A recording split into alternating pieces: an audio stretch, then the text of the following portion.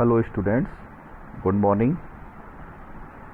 My name is Rakesh Kumar Sharma, Department of Electronics and Communication Engineering, Arya College of Engineering and Information Technology, and we are going to study the subject MEMS and Nanotechnology, lecture 3rd. The topic is idea of band structure and material.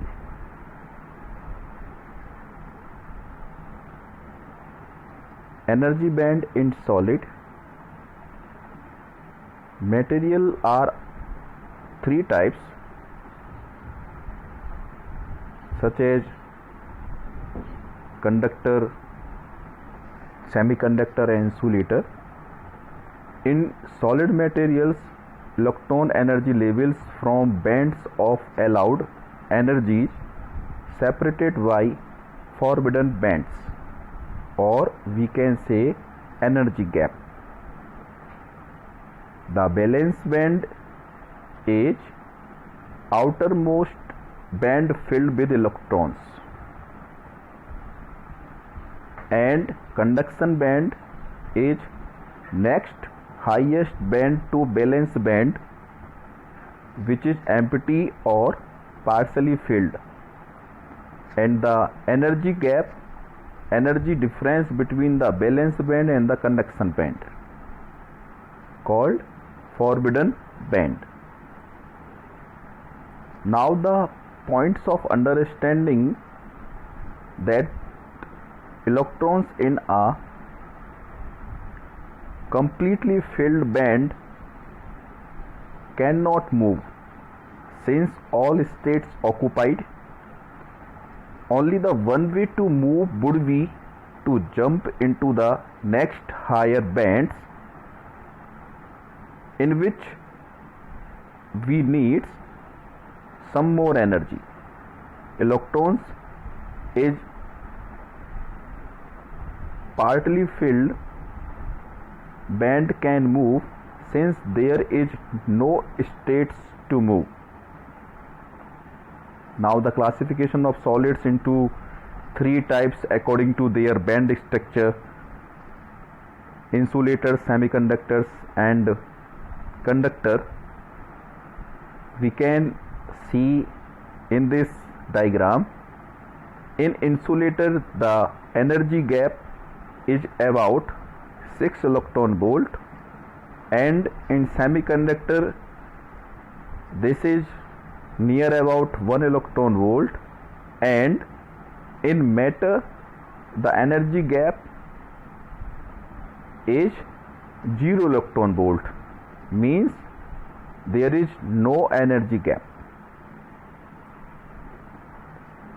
Conductor, which is also known as metal, material capable of carrying electronic current, that is material which has mobile charge carriers like as electrons, ions.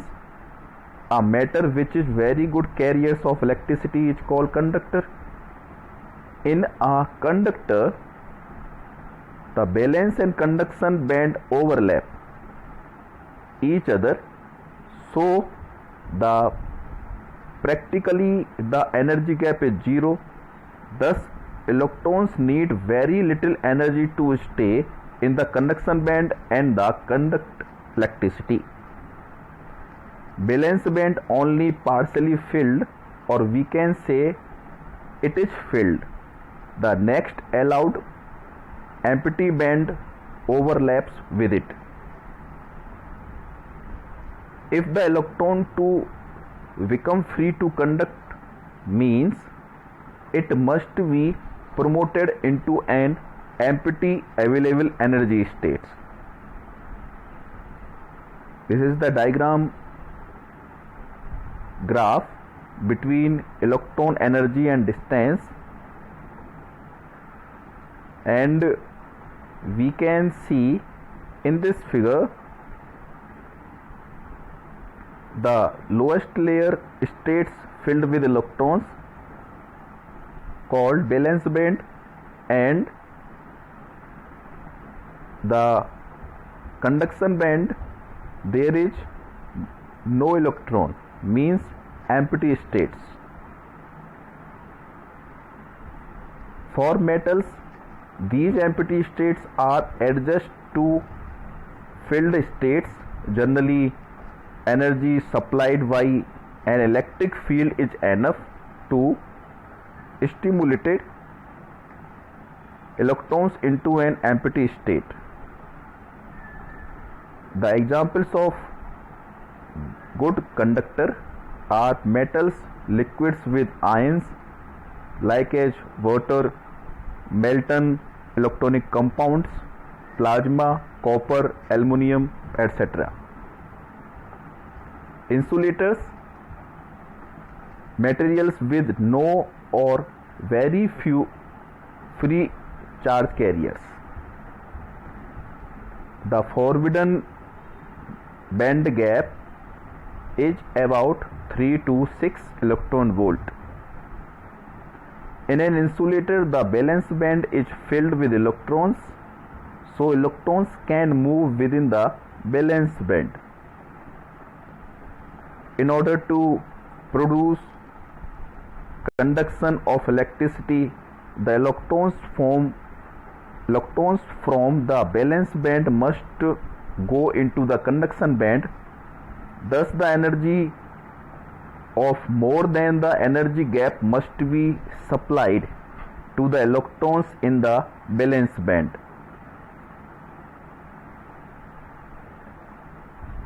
In order to transfer them into the conduction band,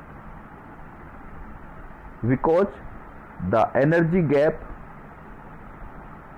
is larger in insulator, it prevents this change in energy by the electrons.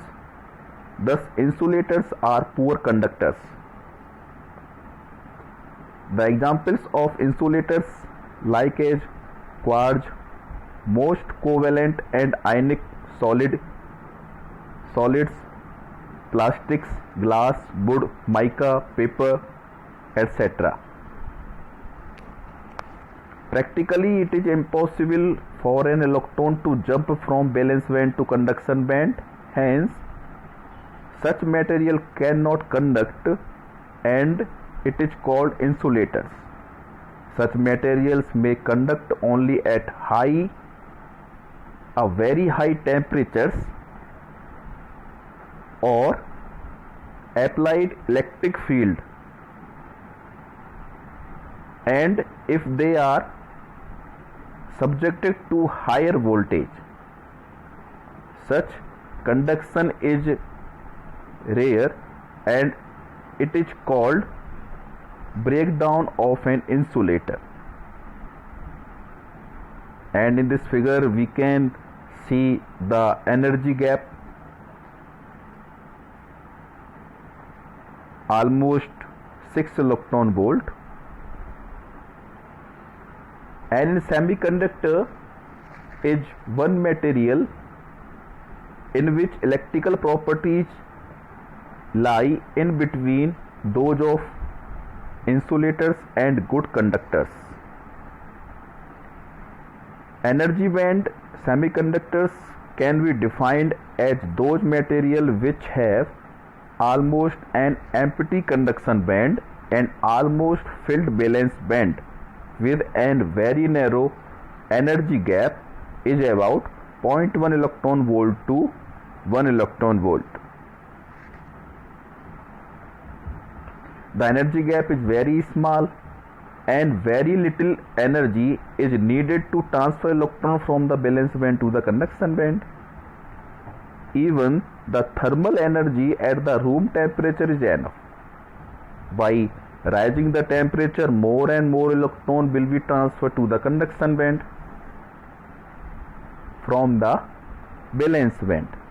This process results in an increase in conductivity with increase in temperature. Germanium and silicon are the most examples of semiconductor. Now the next topic is effect of crystal size on density of states, that is DOS, and band gap.